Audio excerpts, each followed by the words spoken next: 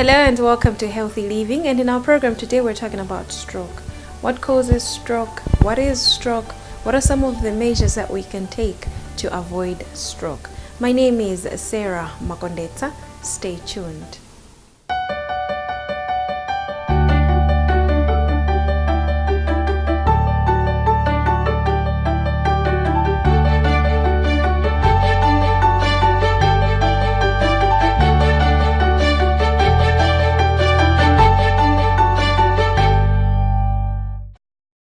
Welcome to the first segment of Healthy Living, and in our program today, like I introduced earlier on, we're talking about stroke. In this first segment, I'm joined by Dr. Darwin Dada, who's going to explain to us more on what is stroke, what causes stroke. Please stay tuned. Welcome on this program. Thank you. Stroke, like I introduced earlier on. What is stroke? So stroke, first of all, by definition, we can call it a severe interruption of supply to the brain. It might be a supply of nutrients or oxygen or blood itself. All right. Yes. So what causes stroke? Usually what causes stroke, we can say a lot of stroke patients who have risk factors that might or will cause the stroke itself. So you're looking at patients with a history of hypertension, obesity, smoking, patients with, we can call it, who are very mobile. It can also occur. So very mobile, what do you mean? That are not active, immobile. Okay. So right. there's a vast majority of risk factors that can cause a stroke itself. Yes, but the most common ones that we see in our setting, you look at the history of hypertension, obesity, or lifestyle, as in the smoking. And those are just then some cardiovascular issues that might cause the stroke. So those are pretty much the main risk factors for the stroke. What are the main areas that stroke can attack? Okay, so a stroke as in itself, we can call it a disorder of the brain, because there's an interruption of supply, as I say, to the brain. So it acts towards the brain. So that's where, functionally, that's where the stroke attacks. Right. Yeah, it's the brain. And according to what part of the brain is how the symptoms manifest on the body. Okay. Yeah. So there'll be times, the common phrases would be like, I indeed stroke gono. Stroke mwendo. Yes. Maybe just also explain more on that in relation to the brain. So in layman's terms, the way so stroke yematawuchitika either ku left kwa ubongo kapena ku right, kapena kutsogolo kapa pakati kumbuyo kapena pafupi ndi pakati pafupi ndi mambuyo. So pamene popo ndimene so the supply ya bongo umakhalira. So according to where the interruption is and what location, that's how my symptoms amabwerera. So ikakhala kuti mwina stroke yake yachitika ku right, ndoti my symptoms akaoneka ku left. Pamene umaona kuti anthu mwina afa mkono, afa mwendo wa ku left, yolo nkhope yamba kutsika kumodzi. Yes, zimenezo zimatengera pamene interruption ya magazi yachitikira. We have scenarios where people would categorize stroke into, let's say, a minor stroke and a major stroke. What constitutes the two?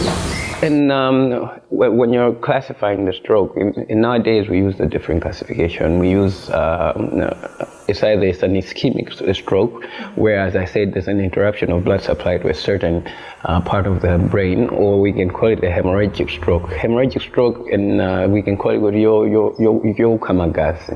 Wodi murumo palibena bakesipoti pakukamagazi. Yeah, magazi ake imatokhala ukamagazi kwambiri kapena kwa. So that's how timabanga classify stroke yomasukano. So I know I can stroke. Yeah, so you'd have things like maybe somebody who's had maybe a day stroke or hour stroke, and somebody who's permanent. I think what happens? People are classifying it by the time of how the time frame, how they got from the stroke itself, from the presentation of the stroke to recovery. Yori muntu watuga chipatala kapena wamaliza yani physiotherapy. So masiku ano that stroke is a stroke because nthawi zina imatokha kuti yachitika ikulu koma iwe sungaione, and then you need a CT scan kuti ione mbongo kuti severity yake yafika bwanji.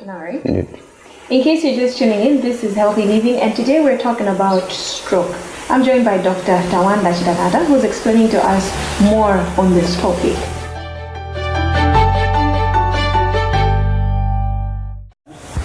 Welcome back. In case you're just tuning in, this is Healthy Living, and in our program today, we're talking about stroke. And I'm joined by Dr. Darwin Dada, who's explaining to us what is stroke, what causes stroke.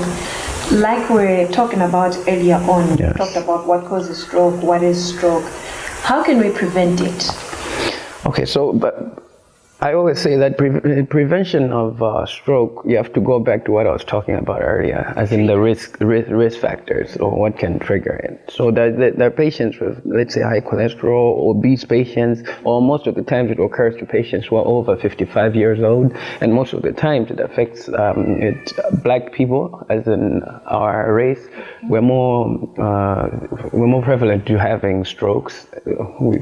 That's due to some genetic situation. Why is that? But it's quite common, and it's actually in African Americans that it occurs most to them. We don't know the physiology of it or how this occurs, but it is quite common. The numbers show that it's more common in African Americans.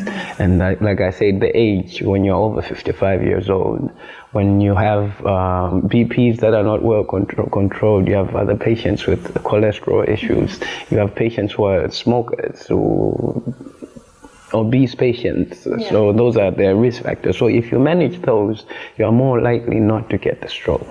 So if you manage, let's say, if you're a smoker, stop smoking. If you are a hypertensive patient,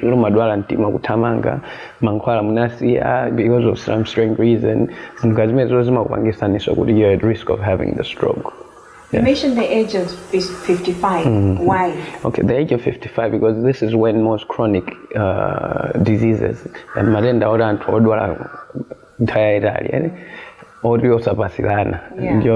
madenda these type of ages, 45 to about 55. It's the same with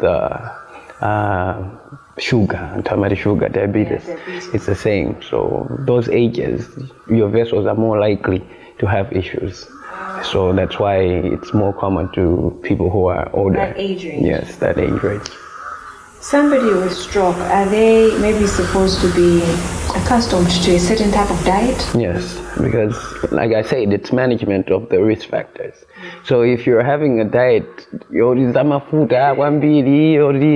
in control, but you're more at risk of getting, it's either hypertension, or which eventually lead to the stroke. So the diet is something that nutrition is very important, because stroke also, like I said before, it's an interruption of supply to the head. It's either because of blood or air or nutrients. So it's also things you eat. You already regulated mafuta kwambiri. Also you so you have issues like that. So diet is also very important. Very important. On the aspect of physical exercise in relation to somebody who has, or in relation to prevention of stroke. How does one balance? So one of the risk factors, as I said before, it's inactivity. So inactivity will lead to what? People who are inactive, they sit around, they usually have more to eat, and this will contribute to the obesity, which is another major risk factor for heart disease, cardiovascular disease. Like I didn't mention this because cardiovascular diseases or this is the number one killer on earth. Number one. And out of those cardiovascular diseases, number two, the stroke. So it's by understanding numbers like that we know the severity. And so You have to be as active as possible, exercise when possible. Don't stress yourself when you exercise, understand your disease. And at that point, already ukhala bwino ngati umadwa kutamanga mtima kumama mankhwala bwino and keeping your BP is very low. Right. Yes. All right. Thank you so much. You're welcome. That's all we had in our introductory segment for this program, and I was joined by Dr. Darwin Dada, who was explaining to us what is stroke, what causes stroke, and what are some of the measures that we can take to avoid it. Be there for the next segment.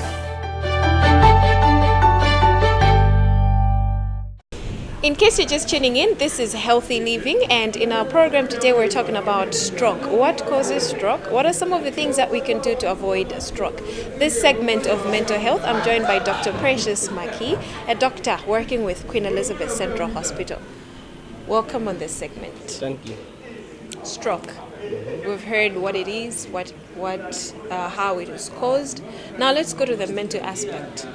Someone who's got stroke, what are the common key things that, the mental key things that they are likely going to suffer? All right. You know, I'm sure they discussed everything in detail about stroke, that there's changes to the brain. Now these changes, sometimes it will lead to what we call secondary intellectual disability, where the IQ, somebody who was completely fine, they were intelligent, but you find that their IQ drops from the normal IQ of 70 to 100 to say 50. This drop in IQ is quite common in people with stroke.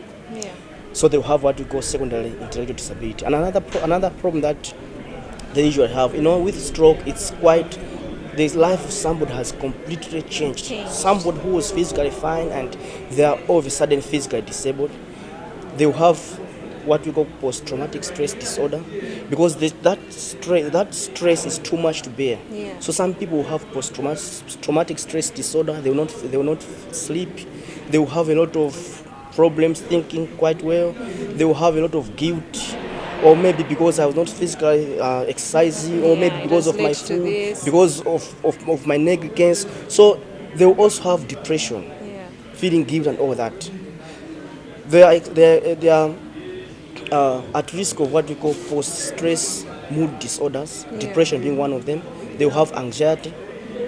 And also some will develop what we call post-stroke dementia, where they will have loss of memory. They will completely forget who they are. They will, for instance, I'm the father, you are the daughter. Yes. I will completely forget that you are my daughter. I'll be like, who are you? Loss of memory. Loss of memory, which is even too much because of the dementia. So it's quite a challenging disorder that affects the mental health of people. Yeah. And also when you're talking about the mental health of somebody with stroke, we should not forget the mental health of the family. Yes. Because for instance, this one was a breadwinner. The caretaker. The caretaker. Yeah. It means you find that the mental health of these other people are in jeopardy too. Yeah. So much that if you are holistic enough, you not just consider the mental health of the one with stroke, you are also looking at the mental health of the people around. Sure. The issues, maybe to someone, the issues that you've mentioned, maybe what are some of the remedies that one can take to lessen them? Well, being holistic, that is to the medical people, being holistic. These people that are sent to physiotherapy, Yes. They work on their physical functioning and all that, occupational therapy. What we are not doing in Malawi is to send them for mental health checkup, mental health screening, and early intervention. Yes. Because if you intervene early, the chances of restoring that person back to normal or clean and normal is quite high. They're quite high. Yes, but if you just say, okay, let's just focus on this person start walking. Yeah. Meanwhile, they'll have depression. So that depression Which will also affect. Yes, it will process. even worsen the stroke. Yeah. You see, and even studies have even shown that, as mentioned about post-traumatic stress disorder. Yeah. Studies have shown that 1 in every 4 people who have stroke will have post-traumatic stress disorder. So, which most of the times we don't consider it. So much that some of them their quality of life will really be affected. And there's what we call convention disorder, whereby physical health disorder will affect the mental health, or the mental health will affect the physical health. So there are some people, like in your case, you are fine completely, or I'm fine completely. Fine. Yes, but if you have a mental health problem, when it's too severe, you lose function. You have like stroke symptoms. Yeah. That stroke is not coming from the brain, it's coming from your mind. So already mental health problems put somebody at risk of stroke.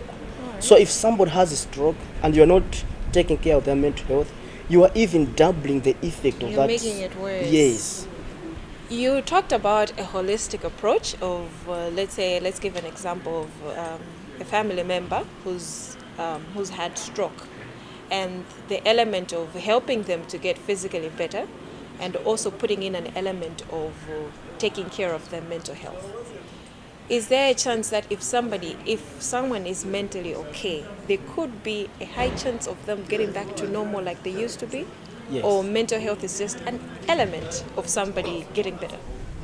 You know, when you talk about holistic approach, it's because all these small parts will add up to the person being better.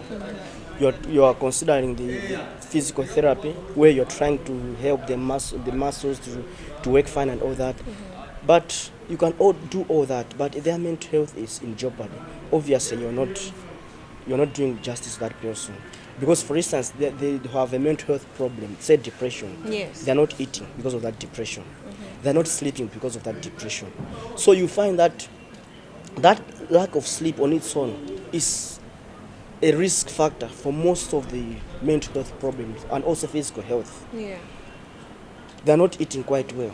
So obviously you find that if somebody has a mental health problem because of the stroke, they'll not be sleeping quite well, they'll not be eating quite well, and somebody who is sad, obviously, they can't regain back to their normal themselves. Yeah. So they're not eating well. Even if you do physical exercise, the brain needs elements, needs some nutritional components like vitamins, zinc and all that, which will help the brain to be healthy. So if you are starving that brain, you are even making the stroke even worse. So if you take care of the mental health, the chances that that person will get back to normal are high than if you don't consider the mental health of that person. Because that mental health problems will even make the stroke worse. Yeah. Okay. Thank you so much.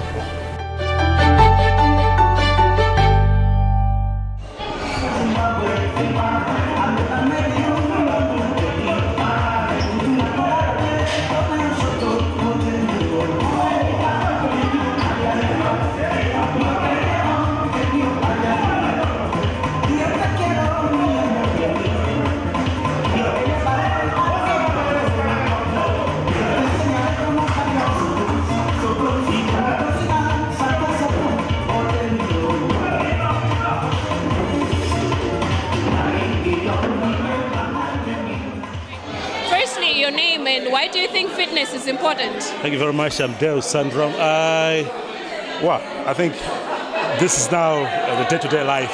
One has to be fit. With the junk food around, you can't afford staying quiet. Obviously, you need to work out for you to remain in shape.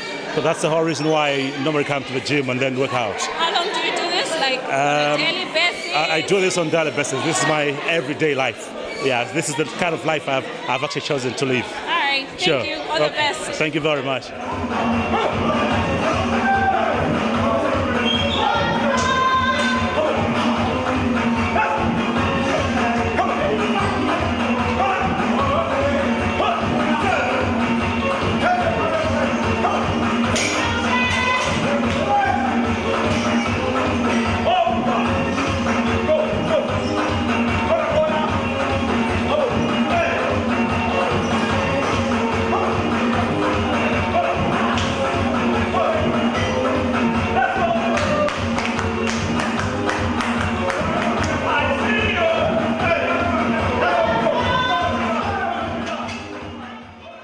What is your name?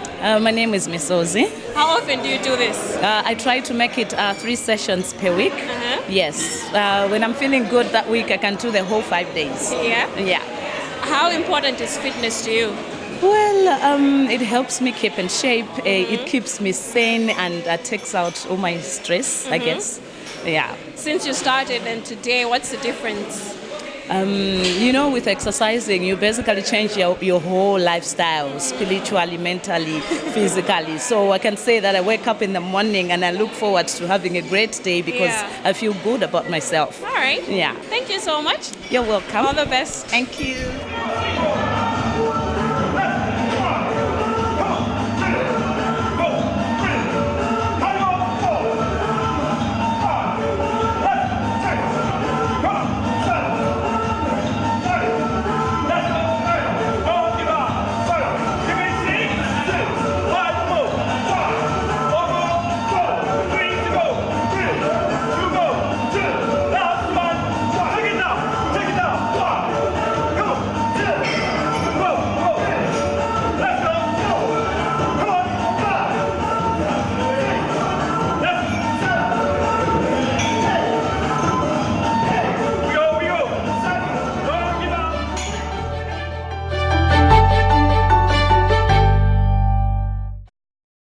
That's all we had in our program today. We're talking about stroke. My name is Sarah Makondeta. Be there again next week, same time, same place, when another edition of this program will come your way.